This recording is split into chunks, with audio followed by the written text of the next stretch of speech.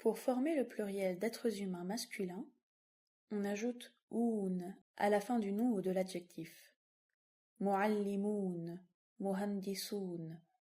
Dans la phrase nominale al-mu'allim souri, al-mu'allim est mubtada, souri est khabar. En suivant le même principe, au pluriel, cela donne al-mu'allimoun souriyoun. Il existe en arabe des pluriels irréguliers. Latif devient lutafa. Dans la méthode, le singulier est séparé de son pluriel irrégulier par un tiret. Dans les dictionnaires et certaines méthodes, le tiret est remplacé par un « j » pour jama' qui signifie pluriel. Passons à une nouvelle idée. Dans la phrase nominale al-mu'allim souri, le nom mubtada al-mu'allim peut être remplacé par un pronom mubtada. Huwa souri. De même, dans al-mu'allimoun souriyoun, al-mu'allimoun peut être remplacé par hum. Hum souriyoun.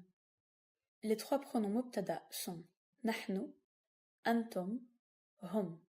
Ces pronoms occupent uniquement la place de mubtada dans la phrase nominale. Il existe également des pronoms attachés. Jusqu'à présent, nous les avons utilisés comme possessifs. Kitaabuhu. Au pluriel, kitaabuhum. Ces pronoms sont invariables que l'objet possédé soit singulier ou pluriel. Notre livre, kitaabuna, nos livres, kutubuna. Votre livre, kitaabukum, vos livres, kutubukum.